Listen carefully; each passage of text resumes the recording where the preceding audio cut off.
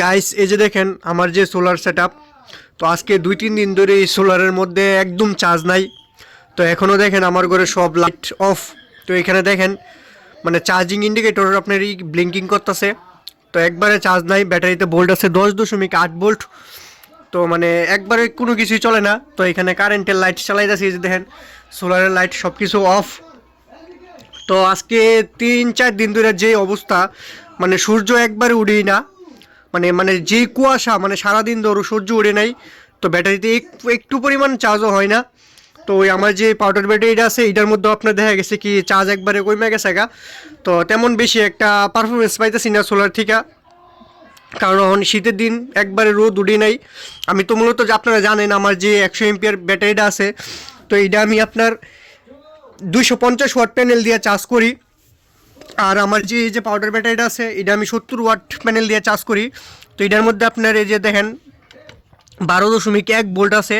তো মূলত আমি এখানে একটা লাইট জ্বালাই রাখছি আর কি, যেটা দেওয়া লাইটটা ভিডিও করতেছি। তো এই কারণে এই লাইটটা 20 ওয়াট, এটা একটু চার্জ খরচ করতেছে। তো এইখানে দেখেন, তো আমার ব্যাটারিতে এই যে এটার মধ্যে দেখেন কত আছে, 10.7 ভোল্ট। এখানে একবারে চার্জ নেই আমার ব্যাটারির মধ্যে। তো এইভাবে যদি হয় তাহলে তো অসম্ভব, কোনো কিছুই চলে না। তো আমার ব্যাটারিটা ওই আগের মতো এখন আর পরিষ্কারও করি না। এই যে দেখেন একদম ময়লা ভরে গেছে গা। তো এটার মধ্যে আপনার দেখতে হবে এসিটাও আছে কি না। তো 2-3 দিন জাগা, তারপরে গিয়া দেখতে হবে এটার মধ্যে এসিড মিসিড ঠিক আছে নি না, এসিড পানি দিতেইব, এসিড পানিটা আর কি। তো ওই দেখেন ব্যাটারির যে অবস্থা। তো এগুলোর মধ্যে আমি অনেক আগেই মেরিল দিয়ে দিয়েছিলাম। তো এখন পর্যন্ত এগুলোর মধ্যে কোনো কার্বন টার্বন হয় নাই। তো আমার অনেক বাইরেই আসলে ব্যাটারির মধ্যে দেখছি আপনার এই ব্যাটারিগুলোর মধ্যে আপনার কার্বন জমা জায়গা। তো এই কার্বনটা জমার কারণ কি, এটা নিয়েও আমি একটা ভিডিও করছি। তো অবশ্যই আমার চ্যানেলটা ঘুরে আসলে দেখতে পারবেন। তো এই কার্বনগুলা কেন হয় বা এটার সমাধান কি, কি করলে এটা সমাধান হয়, তো এটা নিয়ে আমি একটা ভিডিও দেওয়া আছে। তো ভিডিওটা দেখে আসবেন। তো এখন তো সব ফ্যানই একবারে বন্ধ। মূলত আমার ফ্যান ট্যান দেখেন ময়লা টয়লা একবারে বইরে গেছে গা। তো এগুলো তো এখন ধরাও হয় না। তো এগুলো চলেও না, একবার বন্ধ। মানে সোলারে ওই যে দেখছেন না, সোলারে সব কিছু একবারে মানে ওই চার্জ নেই আর কি, চার্জ না থাকার কারণে কোনো কিছুই চলে না। তো এই যে দেখেন, তো এটাও চালাই না, এটা মূলত চলে। দেখা গেছে কি এটার যে লাইনটা আছে না, এটা দিছি আমি এই যে ব্যাটারির লাইনের থেকে, এই যে দেখেন ব্যাটারির লাইনের থেকে দিছি। তো এই কারণে মূলত এটা চলে আর কি। আর এখানে সব আপনার হয়ে গেছে গা, ওই যে আপনার কি জানি বলে, ওই যে দেখেন চার্জিং দেখাইতেছে। তো আমি যদি সেট বাটনও দেই, এই যে এটা দেখেন আইসিরি ও না আবার যাইতেছে গাড়ি না, মানে কোনো চলে না আর কি, মানে আবার কানেক্ট হয় না। তো ওই দেখা আর কি, ব্যাটারিতে চার্জ নাই এটাই দেখা। তো এটা মোটামুটি চলতেছে। তো আমি বাইরের যে কুয়াশার অবস্থা একটু দেখাই, বাইরে কুয়াশা কীরকম। তো আমাদের এদিকে যেই শীত, তো দেখেন আমি আপনার কয়টা পড়ছি। তো এখন প্রচণ্ড শীত। তো এই যে গাইস দেখেন আমি লাইটটা একটু অফ করে নেই। তো এই দেখেন আমি কয়টা পড়ছি, এই যে দেখতেছেন এটা আমি একটা হুডি পরে রাখছি। তারপরে এই যে দেখেন আরেকটা আমি দেখাই। তো এই যে দেখেন আরেকটা ফুলাতা গেঞ্জি আছে, এই দেখেন একটা ফুলাতা গেঞ্জি। তারপর ওই দেখেন আমার আরেকটা গেঞ্জি আছে। মূলত আমি 3টা পরে রাখছি আর কি। তো এদিকে প্রচণ্ড শীত। তো আমাদের ঘরে ওই এই ফুলাটা দেখতেছে নিলয়ে, ওই দেখেন নিলয়ে বয়ে বয়ে mobile টিপতেছে।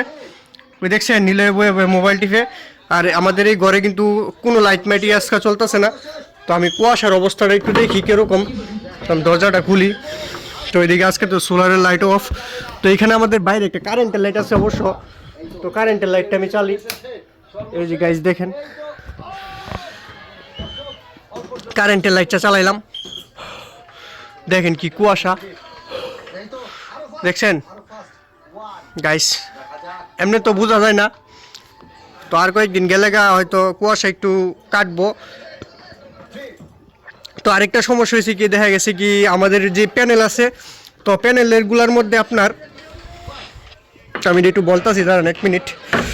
Please subscribe my YouTube channel. তো গাইস আমাদের যে প্যানেলগুলো আছে, এই প্যানেলগুলোর মধ্যে আমি অনেক দিন ধরে উঠি না। তো চালে উপর উঠতেইব, এইগুলোর মধ্যে অনেক ময়লা জমে গেছে। এই ময়লা জমার কারণেও মানে প্যানেল থেকে এরকমভাবে একটা ভালো আউটপুট আসতেছে না। তো আমি এই কিছুদিনের মধ্যে আপনার প্যানেল থেকে পাইছি দেখেন 4531 এমপিয়ার আর কি। তো তারপর ব্যাটারি থেকে আমি খরচ করছি 3357 এমপিয়ার। তো আর সব কিছু তো ঠিকই আছে। 14.2 আমি আমার প্যানেলের হাইকাট আরে ব্যাটারির হাইকাট দিয়ে রাখছি।